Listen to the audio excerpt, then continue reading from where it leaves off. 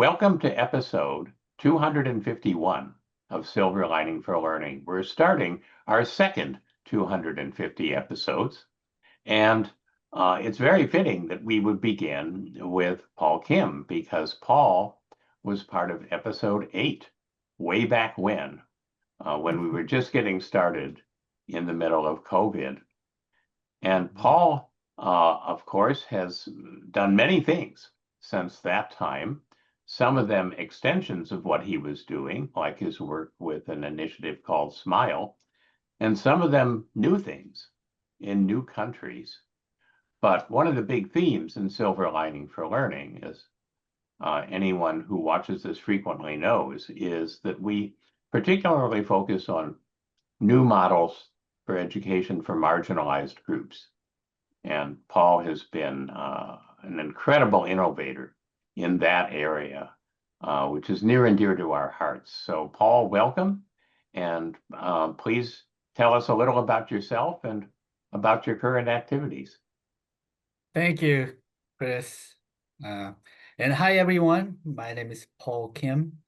I am currently sitting in Seoul, Korea, and I'm the former Associate Dean and Chief Technology Officer at the Graduate School of Education at Stanford University. After 24 years being at Stanford, I decided to be exploring Asia more, especially my home country and the Eurasian region. And I served as a chair of International Expert Committee on Education Technology for the World Bank, and currently serving as the Presidential AI Council member for the Republic of Kazakhstan. So as you can see, I've been doing more work in the Central Asia and also in Asia. And the last 12 months I spent in Beijing, in China, visiting various universities, doing lectures and workshops, and working with the various AI and robotics companies. It was an eye-opening time for me. It was a real blessing. And so I'd like to update the group here with what I've been working on. But before I do that, let me just, those who don't know anything about me, this will be really helpful. I'll go over um, some of the activities that I have done at Stanford so that you will have a better contextual understanding. For the past 24 years, I've been involved in various companies like Robo Ventures, Lumos Capital. These are VC firms in Silicon Valley. And I served as an advisor for companies like Udemy. And then I have done some projects for like a Dubai University X project. In Uruguay, I was the lead evaluator for the One Laptop per Child project. For Saudi Arabia, I launched National Online Center. And so just to give you the context, I've been traveling around the world doing various national level education projects. At Stanford University, I launched a few programs like Entrepreneur in Residence program, which is to invite EdTech leaders to Stanford and encourage Stanford students to launch startups, especially in EdTech area. Also launched the Digital Learning Design Challenge program at Stanford, which is to help students start a EdTech venture. And then we had the seed funding. It's a very unique program at Stanford that we established. And I also used to teach at the D School courses like designed to equip learners in under-resourced communities, which is to invite students to work on various projects that would help marginalized communities or unreachable communities. We're talking about places where very difficult to get to, where there's no reliable electricity or internet access. And so through this course at the D School, students gather together from various disciplines. Some of them come from School of Medicine, engineering, law, business, etc. They come together, design a solution that could help these learners in marginalized communities. One of the notable project that we did was for the incarcerated youth in Philippines. And so, which involved some AI solutions and some of the education and entrepreneurship programs that would help students get back to the society when they come out of the uh, incarceration. And also, I worked on a project like SMILE LLM. SMILE stands for Stanford Mobile Inquiry-Based Learning Environment. It's a quite a mouthful acronym. You can Google SMILE.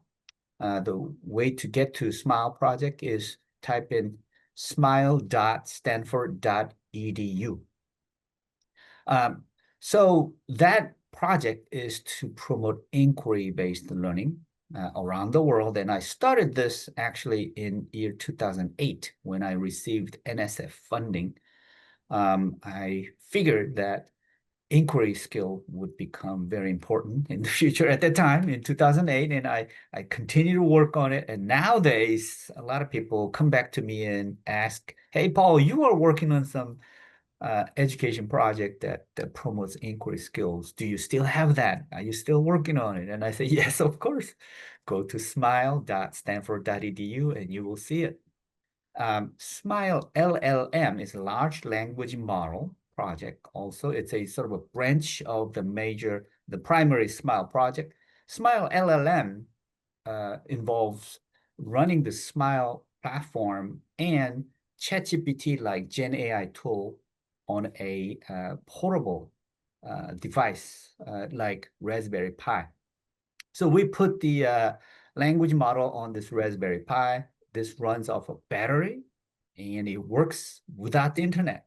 So this is a project to give communities around the world where they don't have reliable access to electricity or internet, but still be able to perform tasks they would expect to perform with modern LLM models. You could do like ChatGPT like chats and things like that, but with Smile.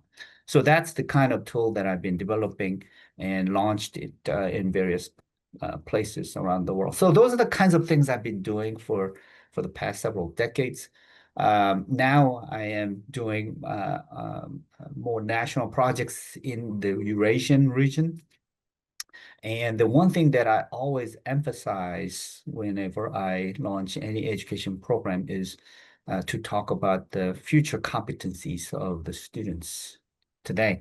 And what are the competencies that I believe that are critical? Obviously, we know about 4 C's, right? Communication, collaboration, creativity, critical thinking.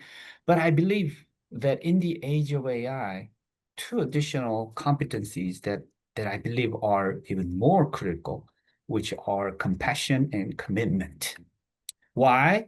These are related to human values. And when you design something with AI, without these competencies, I think that the solutions could be whatever you develop could not be fully really leading to a meaningful project, in my view, because AIs do not think like humans. They obviously mimic how we do things, how we think, and how we come up with the results, etc., but strictly based on algorithms. And so I will give you more details why it is important to have these additional C's, compassion and commitment, as part of the critical competencies for the future learners. And so I call them 6 C's in the age of AI.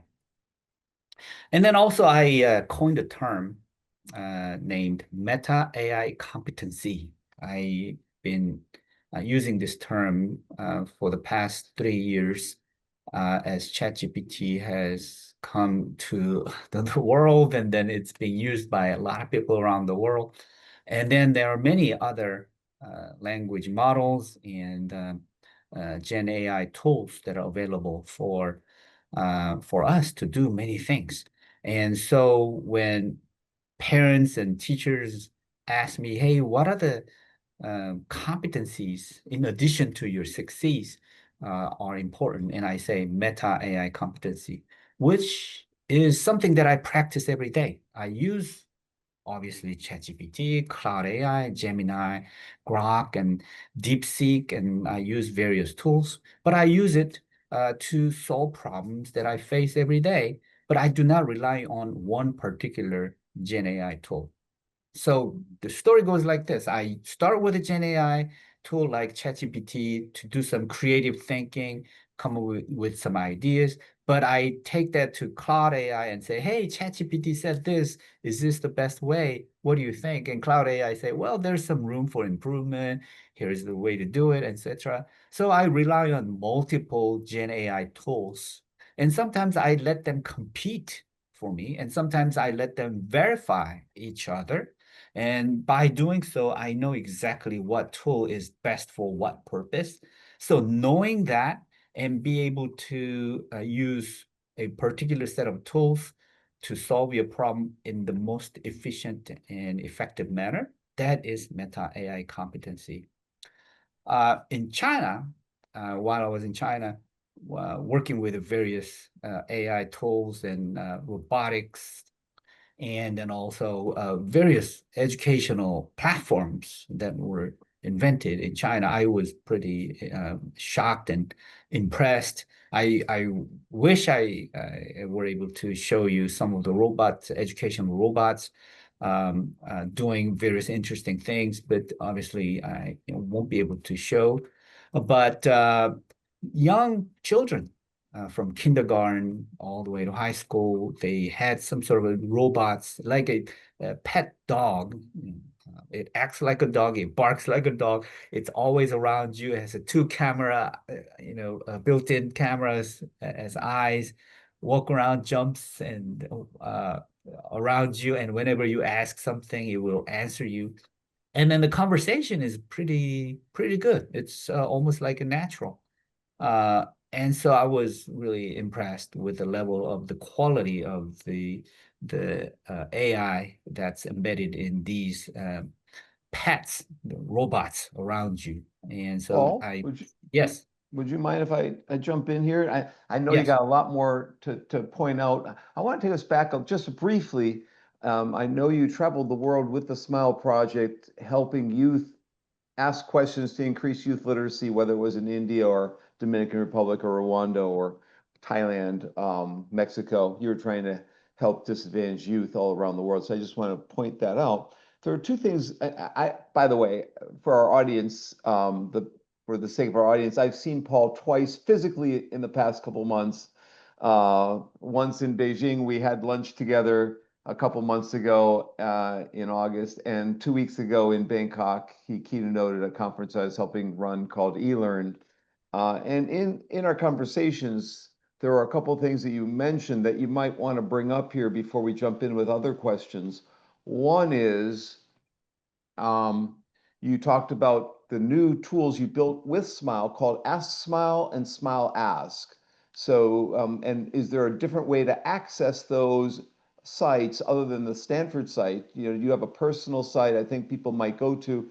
The Smile program is easy to download, easy to use. I want to just point out to our listening audience, it is a tool that is economical. Let me just point out, and Paul's already pointed out there's a way to access it without internet with the Raspberry Pi. But if you could tell us what Smile Ask and Ask Smile was. And the other thing I hope you could just mention, because it's kind of semi-humorous, you talked about being not the top 1%, but the bottom 1%. Do you want to explain that to everyone here, and what your life has been like being someone who didn't do well in schools, and how you are working to help other youth who might be in similar situations around the world? So we'll talk about those two things, and then maybe Chris will jump in here with questions he has, or Lydia. sure. So the first question about Ask Smile, this is a simple tool where students can come in and then type in a question, and the system will evaluate your question and gives you feedback. If you put in a question like, what's the capital city of China? Then the system will say, well, that's a level 1 question because it's a simple recall question, right? And then you could do better. You could ask a more analytical question or creative question and so forth, it gives you personalized coaching to improve your question. So if you put questions like, why is Beijing the capital of China? Then it may give you level 2 or level 3. And then if you ask questions like, why isn't Nanjing the capital of China? That's a little higher level. Or if you ask questions like, if China decides to move the capital to a different city, where should it be? That's even higher level. So this is a place where you can type in questions and then you can get evaluation. This is very simple tool. The address is ask.smile.seedsofempowerment.org. Seeds, S-E-E-D-S, seedsofempowerment.org. Now, that very simple tool is available just to get your question evaluated, but there is a better tool, which is a smile.stanford.edu, which has not only this question evaluator, but it has so many other features. I will talk about that as well.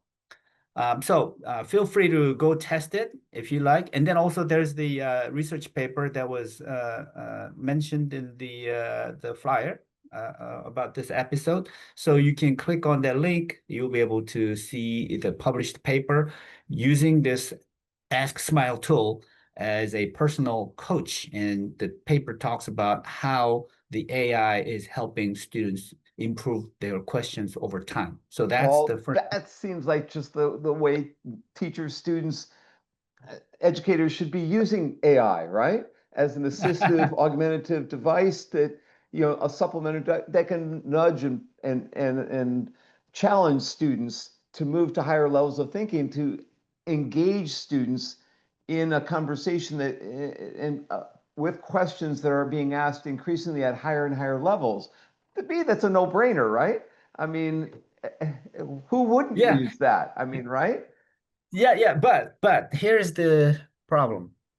When I introduced this tool to large school districts, many school districts says, well, that's great tool. We love it. It's perfect, but we don't have time for it because, we have to finish this unit by this week and we have to have the students ready for the exam coming up, etc. And so that's typical answer I get. So where I implement these more successfully are the places like the developing regions where they don't really have the racing game for college entrance exam. So they do this really well. They are happy to do this. And so I've been more successful in the developing regions. And in the developed countries, like private schools, international schools, where they have more time and freedom, they welcome this tool, tools like Smile. And lately, the smile.stanford.edu, if you have a chance to go visit, it has inquiry mode exam, it has a case study exam, and it has all kinds of exams that you've never seen before anywhere in the world. Paul, before Chris jumps in here, can you tell us what Smile Ask is and Ask Smile is? So it's the same. It's the same thing. It's pointing to the same place. It's just I made two different domains to point to the same thing because people get confused. Hey, was it Ask Smile or Smile Ask? So whichever you Google it, you will get there. Chris, you want to jump in here?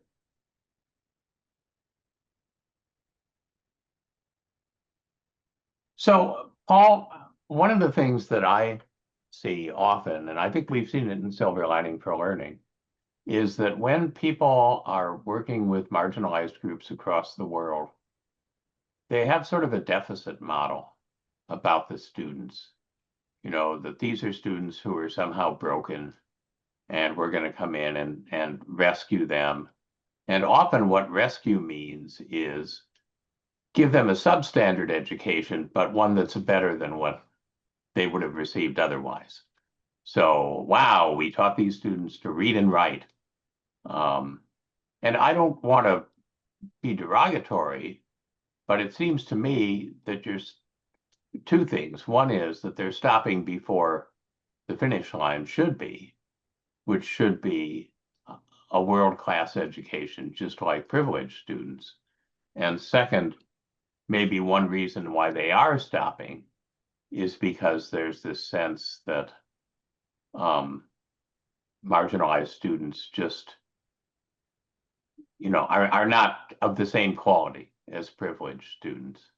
And while it's true that marginalized students have different types of life experiences than privileged students, in my experience, marginalized students often much better understand the value of education, are far more resilient, are far more tenacious than students who've never faced the kind of life challenges that uh, come from being marginalized. So I don't know whether this is something that you've encountered as you've worked in different countries with different populations, or if that's part of what the 6 C's is about, is trying to get people beyond this sort of basic education is good enough. Oh, I have a totally different perspective about education. To me, education is a journey, and then it's a journey to learn to make this world a better place for all. And therefore, I like to share as much wisdom and insights with all students around the world, regardless of where they live or where they were born. And myself, I was a bottom 1% student for whole 12 years. Never enjoyed going to school because going to school means getting spanked. And so I never wanted to go to school. And so my performance was pretty bad in school. And that's why, I had to do some drastic thing, to get out of the country and go somewhere else.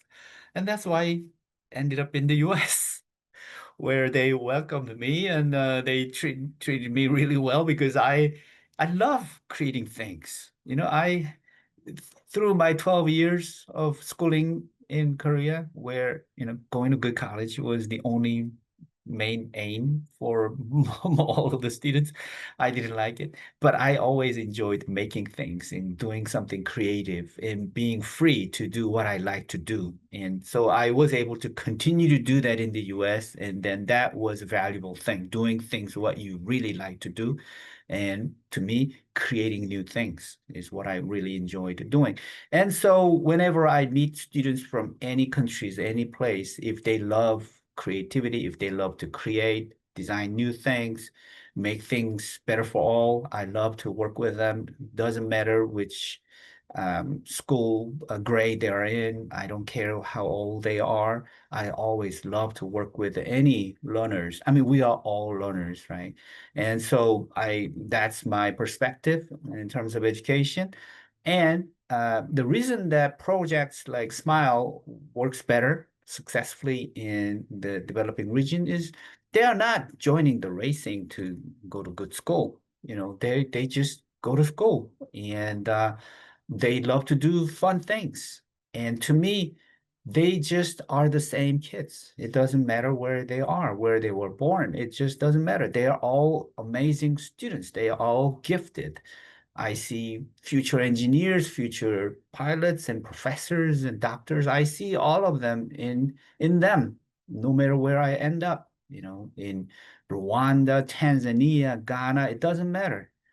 They are all smart, very creative. It's just that you need to give them access to a learning opportunity where they can be themselves and be encouraged to get their full potential that they have.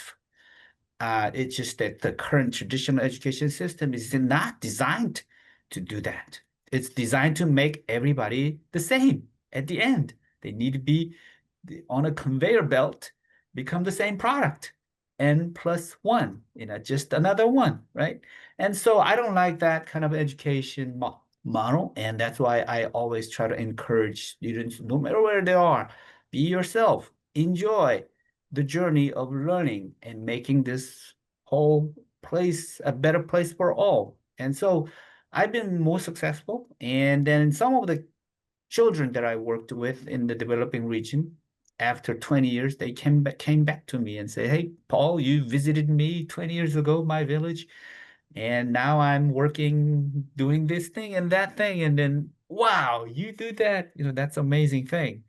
I met a little boy 20 years ago in India, in a Bihar region somewhere, very marginalized.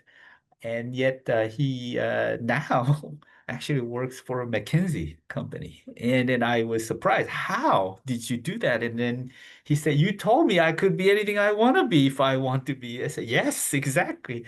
And so I meet students who have changed and transformed not only their lives, but their communities and beyond as well. So it's so sad to see that traditional education programs around the world, and especially in public schools around the world, they are subpart compared to what's been done at the fancy international schools or Paul, fancy private schools. before Lydia jumps in here, you want to talk about the young person, a 16, 17-year-old that you brought with you to Bangkok who presented at the conference and what he's been doing to educate himself. That might help Sure. our audience. Yeah. Yeah, Ian Zhang is a 16-year-old boy who's been traveling with me. He doesn't go to school. He travels with me. He learns from home. And then I give him assignments. I ask him to do things, and he does things. He analyzes reports for me. He gives a talks. He organizes workshops, and I asked him to come to Bangkok a few weeks ago, where we had the eLearn conference, and I had him uh, give a talk at a forum, and then he did an excellent job. I think he did better than some of the grad students, I would say. He understood Better exactly than some of the professors. yeah, yeah, I did not want to say that, but but he was fabulous. The reason is because he was raised from very young age to enjoy doing what he's doing and learning from based on his curiosity. And then he even taught kids in Sichuan or Tibet areas, and he stayed with those kids there in a very small place. It's not like he stayed at a hotel or anything like that. He mingled with those children in those marginalized communities. He taught them math and science and things like that. So that's how he was able to grow and learn and share. And he continues to do it. I'm sure I'm happy to give him a recommendation letter for college if he wants to go to college. Um, but he's an amazing kid, and I have many of them. In fact, I advise many children like him around me from various countries, and I give them assignments all the time. You know, so I have another child living in Mexico, a rural village where I visited him, and then I met him, and then I found him to be very talented, and then I gave him assignments, and he did excellent job. And I continue to work with him. I asked him to make training videos and deliver workshops and work with his friends to test systems and things like that. So it's just that we just need to give these children an opportunity to enjoy and follow their curiosity. If they do, they'll do really well. But if you tell them, hey, you need to be just like any other kids in that school and get in the line and be the same, that just doesn't work well. Good, really great answers today. Really interesting, as always, Paul. We're going to talk about Kazakhstan at some point, but Lydia's going to jump in here. Lydia. Yeah, it's really great meeting you, Paul. I remember watching episode 8 when you came to silver lining for learning. So it's nice to be able to conversation with you now. I have to say your scholarship and work is really international. Am I frozen? You were A little bit, frozen. you're Am I broken. frozen? You're better now. You Okay. might want to repeat I- what you Okay, I said. think I would turn off your video, think I'm Lydia, if that's okay. That'll give you better bandwidth. okay, yeah, sure. Okay, is this better? Okay, Good. wonderful. I was Yeah. saying, Yes. like, Paul, I think your scholarship and your reach and the practice you do is truly, truly international. You really work with like all different communities around the world on the ground level. And I'm just wondering, of everything you've seen so far and all the innovations in the large language model AI space, what are something interesting that really stand out to you that you're excited about?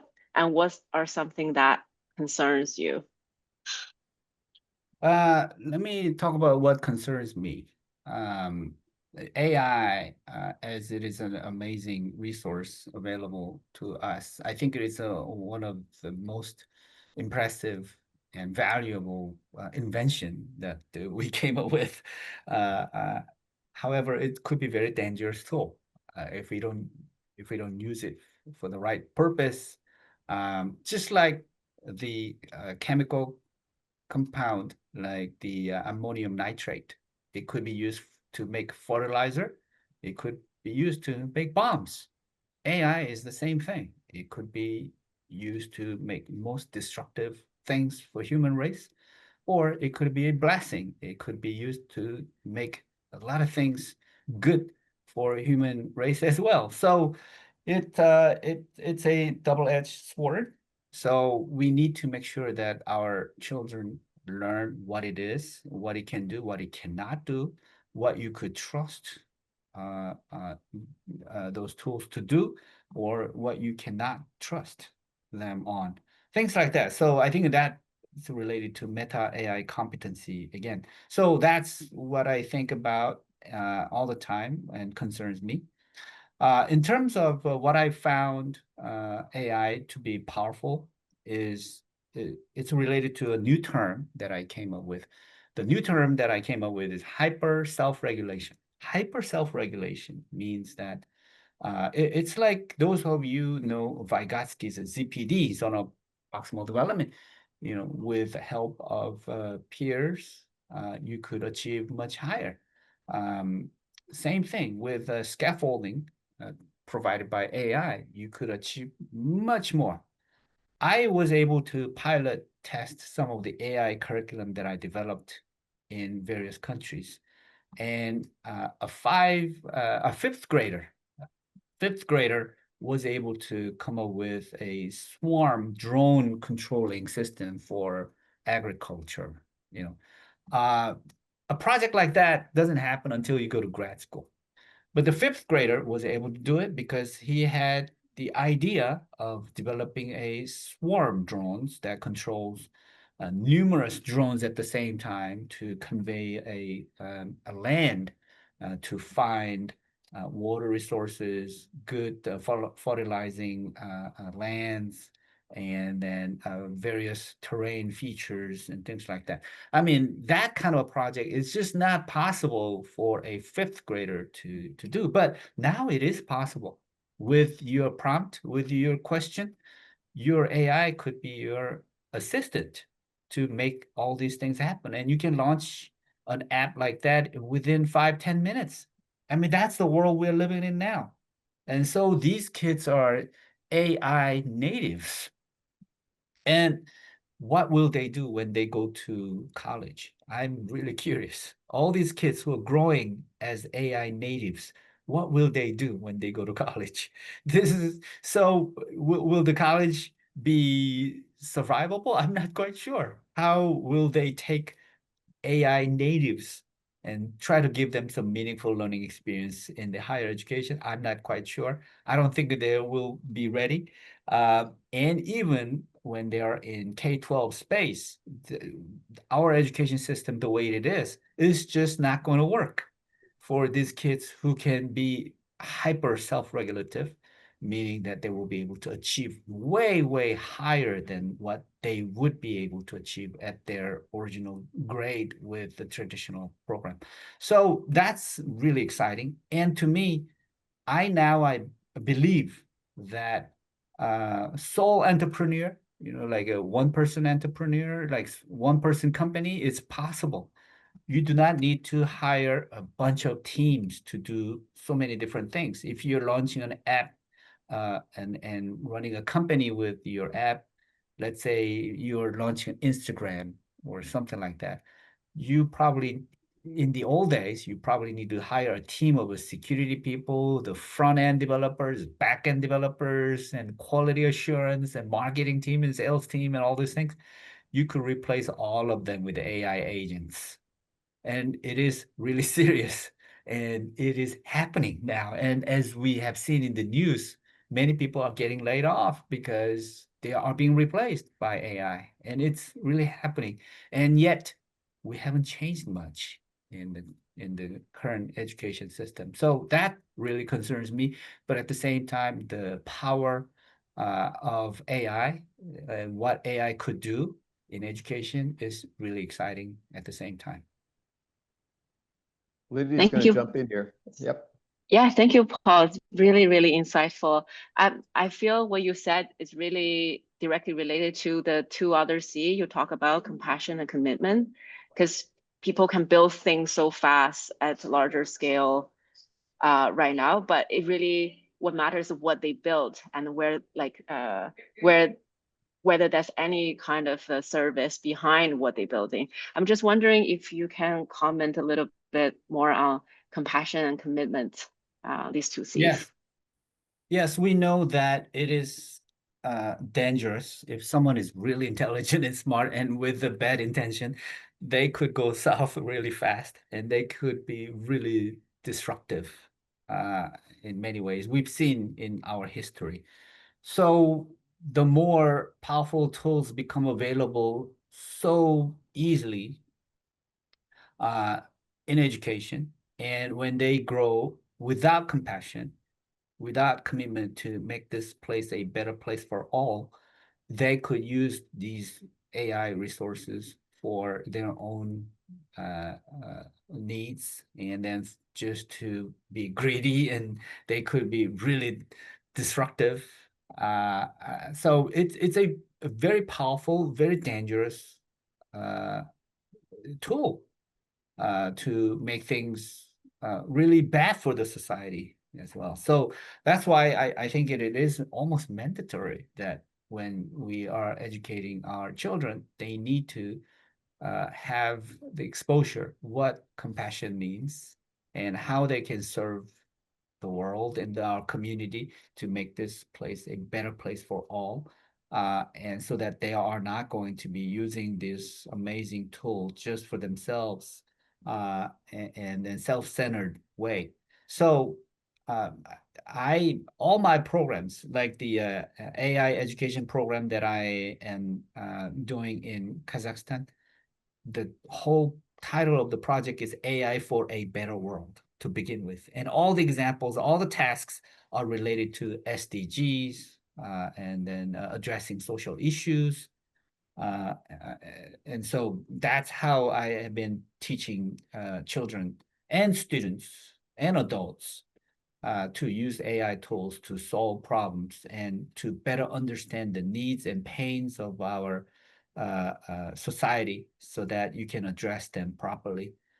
Without that, I think that the AI could be going to be a very, very dangerous and destructive tool.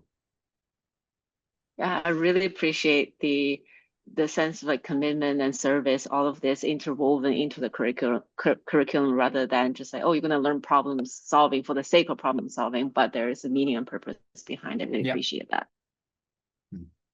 Paul, I want to ask you a questions about your work in Kazakhstan. And I've been associated for several years with an initiative out of Dubai called the Digital School. They've also been a Silver Lining for Learning podcast. And one of the things that has distinguished the Digital School is how many countries they've been able to enter with permission from the top national authorities in order to help marginalized groups within the country receive an education. Because, as you know, countries are very wary about outsiders coming in and saying, we want to educate your students. Because, of course, education isn't just learning, it's socialization. And in many countries, it's heavily associated with patriotism and even with authoritarianism. And so I'm wondering, as you have approached not just Kazakhstan, but for that matter, your work in China and your other work with countries at not just a local level, but a national level. How have you navigated some of those issues with an outsider wanting to help them get better? Yeah, I never reached out to them. It's always invitation. And so like a Dubai project, the University X project, and which led to Digital School project later, which you became part of. It was all by invitation. And so when they hear about why I am trying to launch some of these education programs in different countries and what the purpose is, what the mission is. I always put the mission up front. You know, my interpretation of education is a journey. Uh, Learn to make this world a better place for all. I mean, that's the beginning of all my education projects. And so they like the idea. And so all these countries that have invited me to do any project, whether it's evaluation of the existing programs or launching a new initiative, launching a new center, all of them really liked the idea. And so they like the real world examples, which I always use in all my education programs. And then I try to contextualize it because, you know, there's no one size fits all. When I went to India, Bihar region, they did not want the numeracy literacy programs just like any other educators would do in a place where there's really no school. I told them, hey, I'd like to teach your children how to farm. That was the beginning. And all the parents say, yes, welcome, you know. And in the mobile program that I came up with, obviously had the entrepreneurship component, which was a major component. It has a simulation game that helps the children to become a better farmer by a farming entrepreneur per se. And so all these children who learn through this program, they learn to play the game. It's a game-based education program and it's a mobile. But by having that program implemented in the community, the children had access to literacy, numeracy, and financial literacy and so forth. All those things came along together. So the main thing was to contextualize it. No matter where you go, you got to contextualize it. Otherwise, it just becomes a foreign thing, and then it's not going to be well received. So it's not just the localization. It's not just being aware of their religion and then community and social values, but it is about the incentives that need to match with what they're looking for. Otherwise, it will not go very far. And I greatly admire about your work. You know, conventional academics starts with the fields and the disciplines. And time after time after time in Silver Lining for Learning, we see that the real transformative programs don't start with the fields and disciplines. They start with the student and they start with the community and they start with what people want to be empowered to do as opposed to what we want them to learn. And Exactly. then the confidence is, and the creativity, as you know, is that you can take any complicated real world problem and you can find all the fields and all the disciplines inside of it. You just have to be able to bring them in a secondary way to empower the primary goal. And I think that what you illustrated with farming is a really nice example of that. Kurt, do you have something? So, Paul, you know, my son Alex worked with you in Tanzania and in Argentina and other parts of the world for a couple of years, about a decade ago with Seeds of Empowerment. And so we were talking yesterday about Kazakhstan and your work at Kazakhstan. So this question's both from me and from him. And by the way, he just got a new job as in marketing at the Youth Soccer Foundation, which is, you know, mission is to improve the lives of underserved kids in underserved communities to access play spaces and inspire hope and well-being and help youth achieve their fullest, you know, capacities, you know, fullest potential. So he's extending his work with you in that regard.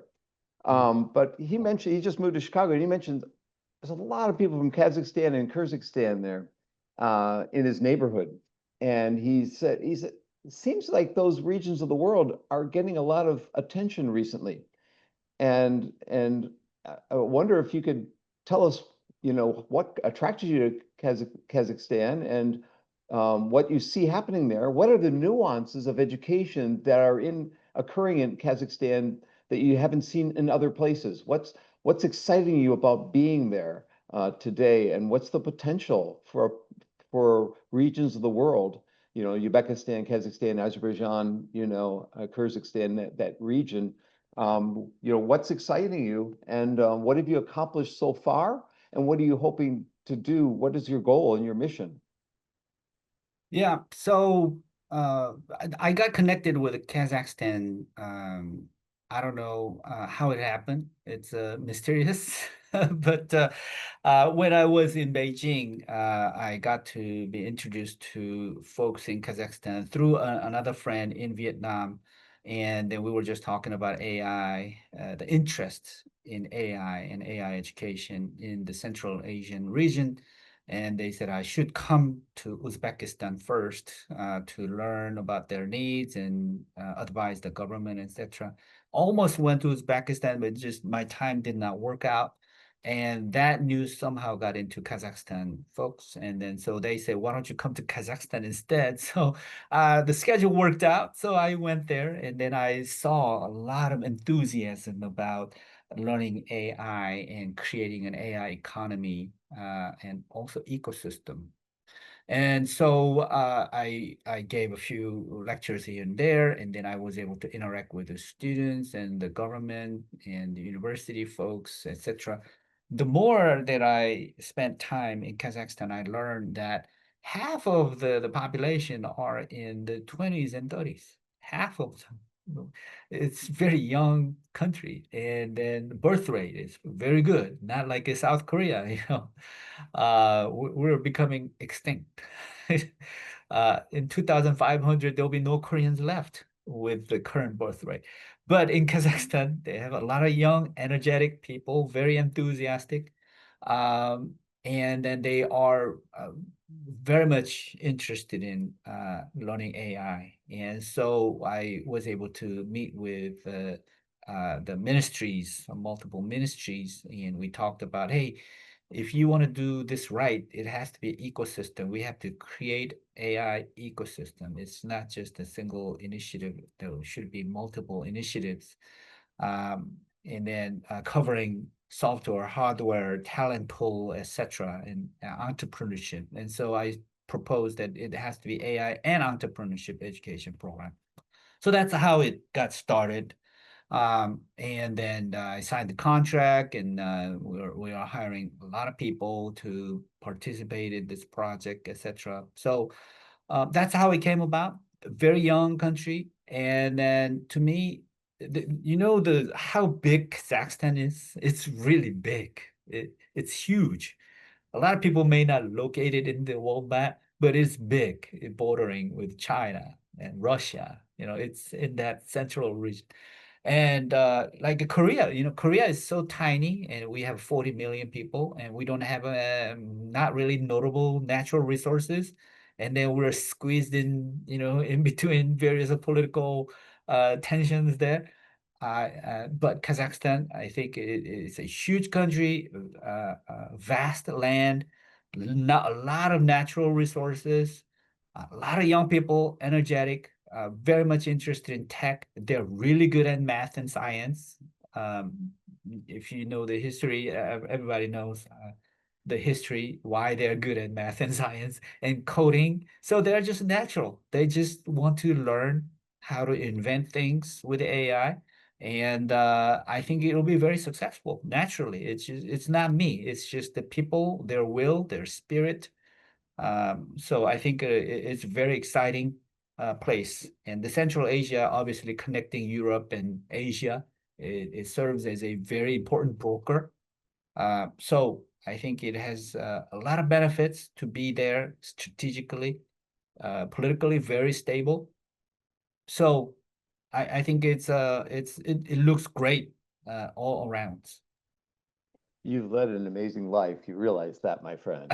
I mean, we're sitting here jealous of all the moves you've made and the places you've been. We've all been right now, Lydia's in Argentina, of course, And Chris is coming to us from one of the top cities in the world in Boston. We are leading wonderful lives, but you take the cake. I mean, we're just watching and hoping and dreaming that you do improve the lives of people all around the world and make this world a better place as you intend. I think Lydia has another question for you, though.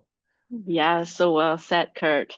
Paul, it seems that it comes like to a full circle. You left Asia, you went to US, you started your career there. Now you're going back to Asia, and then helping the youth and the people there to make the world a better place.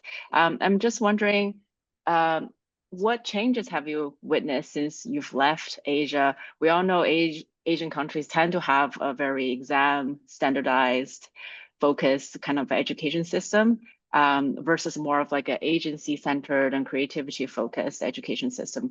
What changes have you seen, or do you see any changes happening? If not, how do you navigate kind of this tension between these two systems, like what you think is important for the world versus what this what's happening at the systemic level?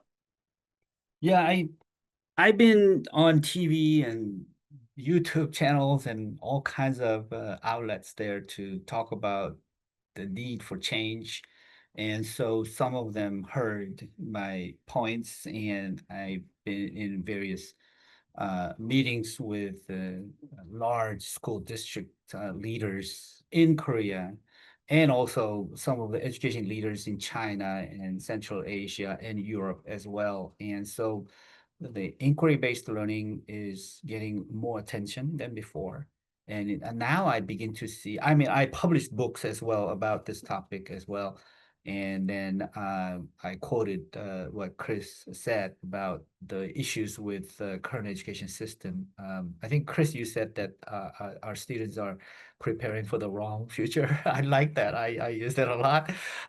Anyway, so tomorrow, in fact, I'm meeting with one of the largest school district superintendents with 400,000 students under his belt. And with him, I was able to launch personalized coaching system leveraging AI, which takes the input from the students, like what they like, where they live, what books they read, what sort of curiosities they have. If you input all those things, it generates a report for you, coaching guide, like, hey, you should go visit this museum because of this, and you may want to meet this person, you may want to read this book, you may want to visit this park, and so forth.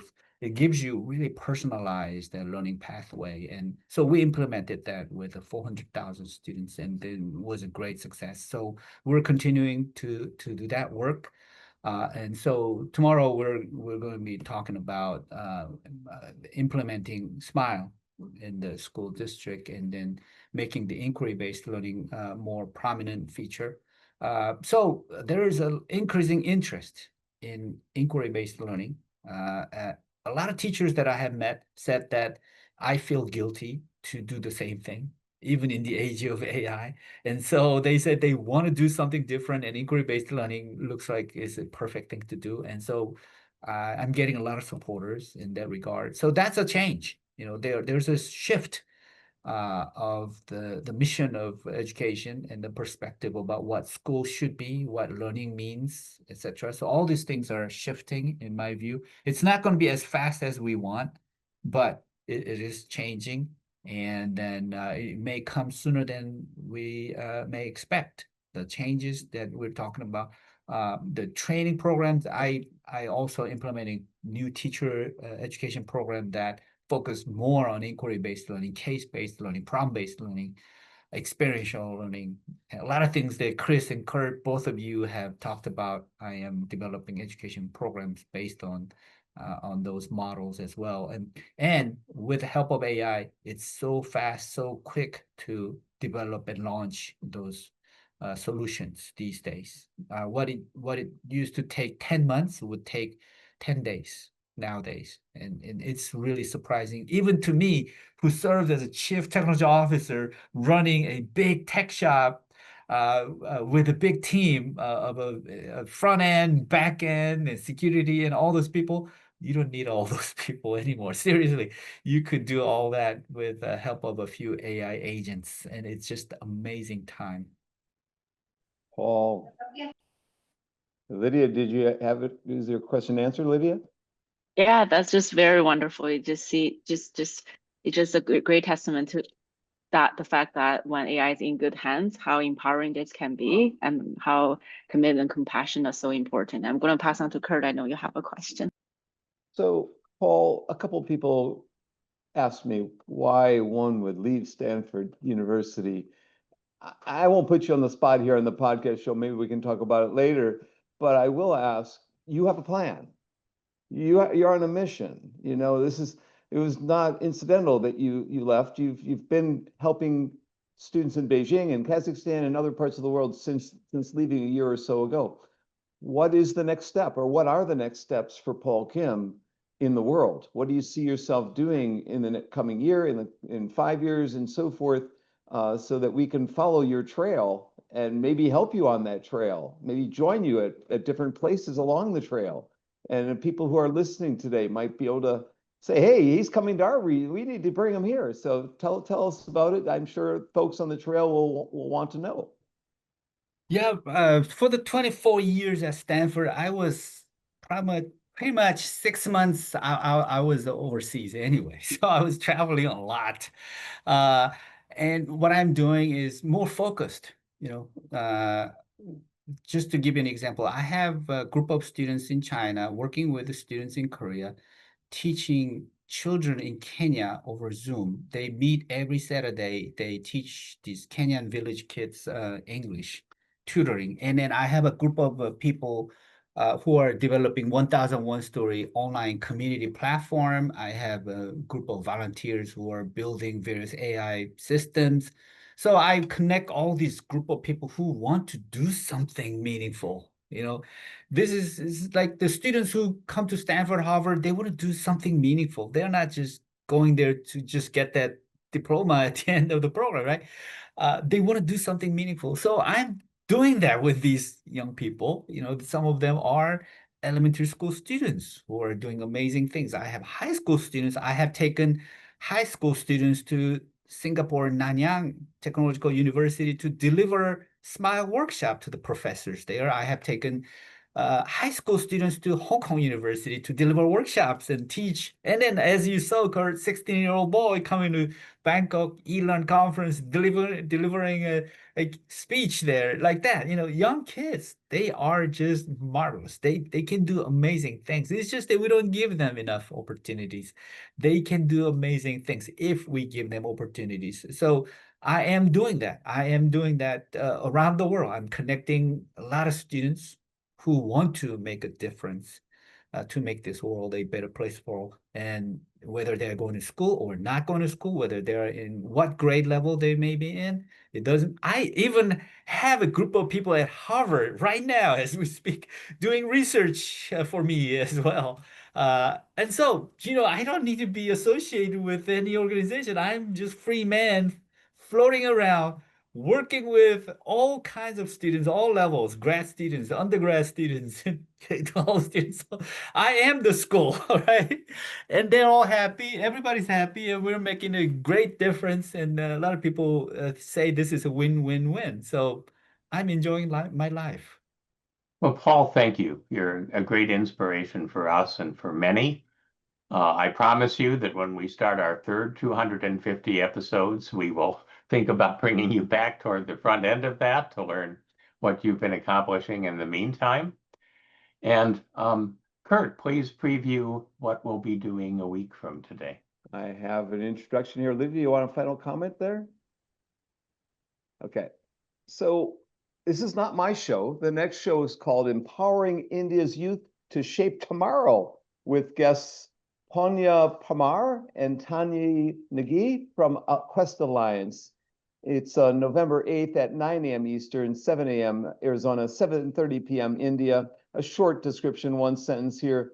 The Youth Future Studio at Quest Alliance studies megatrends like climate change and AI from a youth-centered lens, uncovering how young people are making sense of changes that are shaping both their present and their futures. Sounds exciting. Punya Mishra will lead us as the lead host in that session.